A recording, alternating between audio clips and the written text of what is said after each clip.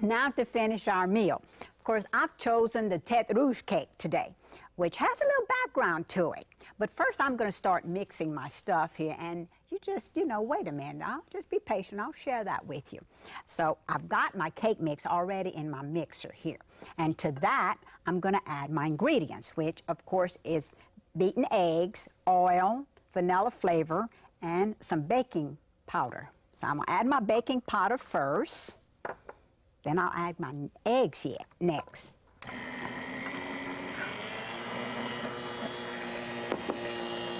Then my oil.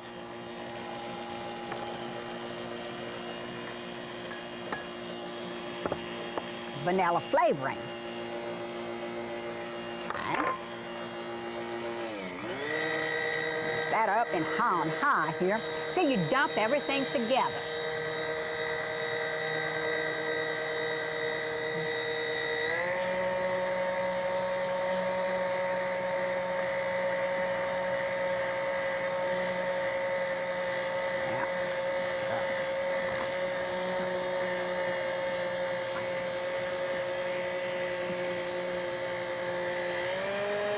All right, now that was quick.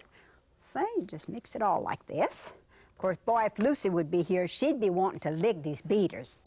I'm gonna put this underneath here so it doesn't drip on my mixer. Okay. After this is well beaten, I'm gonna throw my mandarin orange in here. This is undrained mandarin oranges. These baby oranges. Of course, you don't want to beat those up in the mixer because you would break them up, and you don't want to, break those up because they're so pretty, as a whole. Okay, I'm gonna fold those in real good, and the juice. All right. So we've got that. Smells good. Yes, even the raw stuff. I really like to eat just the dough like this. So mix this up real good. This has got to be well blended because you want all those oranges to be distributed evenly throughout the batter. Now, all righty. Okay, now we got that. Before I put that in these two pans here, which is my baking pans. Of course, like I've always told you, I always hate to do dishes, so I'm going to spray this real good with a nonstick coating. All right. Okay. Now you half this batter. You put half of it in one pan, like this. See the oranges in there? How pretty? Well, it's going to be just as tasty, too. It's all baked. Okay. Mix it up here. And put the rest of it in here. A little bit too short, I guess, huh? Can't reach the other end of my counter. Vertically handicapped. Horizontally, too, I think. Oh, one orange in there. Don't want to leave that one out. Ooh, look how messy. All good cooks are messy cooks. Let me get the rest of this good old batter out of here. Put it in here. Okay. Tasty. All right, now, my home ec teacher always taught me you had to bang it on the... I think it was because there were air bubbles in here and you had to get them out. Of course, she never did tell me why, and I always just did it because she told me to do it, So then I'm going to bake these in the oven for about 45 minutes at 350. Okay. Put those baking. And after we've got them baked and cooled, I'm going to go ahead and put the topping on it, icing, which is so simple. This is such an easy cake, it's almost scary. Okay. You've got some instant pudding. And you go ahead and you throw it in your whipped topping. And with this, you add some crushed pineapple. Yum. The pineapple and the mandarin orange flavor is great. Mix it up real good, and the pudding will actually kind of harden, like pudding does, and it'll hold all that together. And so this is supposed to be what it's supposed to look like. So sometimes you may want to refrigerate this for just a few minutes, about 10, 15 minutes before you add it to your cake. So, all right. And this is what your icing looks like. Actually, I can't put it on now because my cake's still baking. But this, I can't wait to eat it. My son is the one who introduced me to this cake. He had dated a girl, and she brought him a cake one time.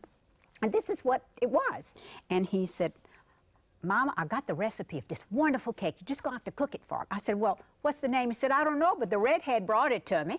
So I said, Tete Rouge Cake. So we named this cake Tete Rouge Cake because Todd, my son, introduced it to me, and a redhead had introduced it to him. So that's the story behind the Tete Rouge Cake. And now, last but not least, I'm going to show you how I fixed a miracle salad. This really goes over with the men, because men love stuff like this. What you take, anything that you want to dispose of in your refrigerator, which happens to be, today, corn, just olives, we got some leftover carrots, and bell pepper, we chopped that up. Of course, I had some tomatoes also, chopped them up. You always have cucumbers left in your icebox, don't you? I don't know. Okay. Some wonderful purple onions. They are so sweet and good.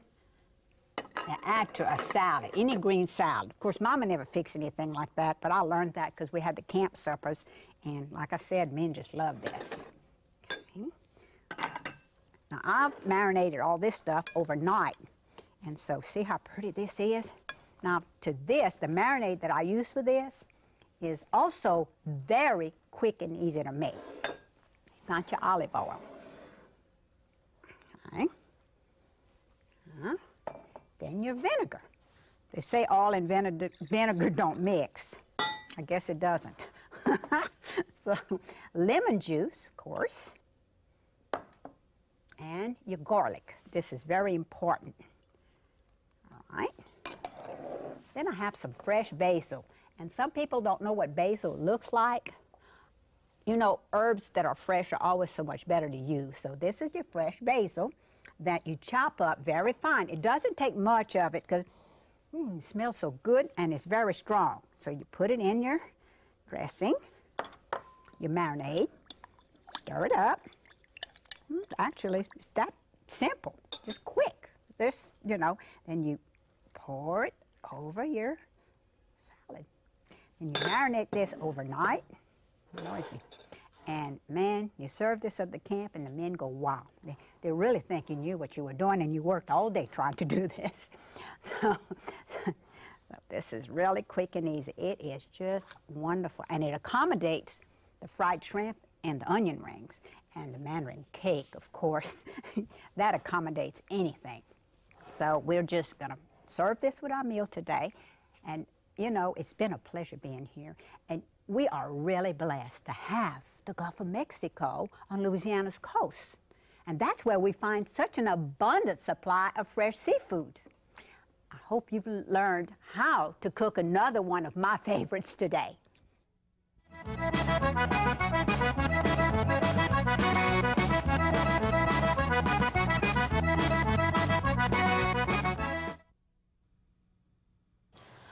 I'm at Acadian Village in Lafayette, Louisiana, where the real authentic Cajun homes have been moved here for everybody to come and enjoy and view and get an idea of what the old Cajuns did in their homes and how they lived and what their houses look like. So I'm enjoying it myself today, and while I'm here, I'm going to read you a lovely letter from a lady, Miss Evangeline McMillan Adams, and she is from Mequon, Wisconsin. Dear Miss Lucy, we are two misplaced Louisianans living for the past 30 years just north of Milwaukee, Wisconsin. Though we grew up in Shreveport, we have cousins in Alexandria, Lafayette, Eunice, and Lake Charles. So we have wonderful memories of real Cajun cooking. If you knew what passed for Cajun in this part of the country, it would make you cry. Though we've been Midwesternized in many ways, we've never found better food than the kind you make. We see you on our PBS station on Saturday, and you set our mouths to watering every time. I want to try my hand at some of your wonderful recipes. Please send me your cookbook soon. We enjoy your program and only wish we could drop in with the crew and savor your grand home cooking firsthand. Thank you, Shy. Sincerely, Evangeline Macmillan Adams. Thank you, Evangeline, for this wonderful letter. I really appreciate you writing to me, and I appreciate you viewers out there watching my show today. It's been a wonderful show. I really had a good time, and I hope you enjoyed it as much as I did. So we'll be seeing again next week, Shy.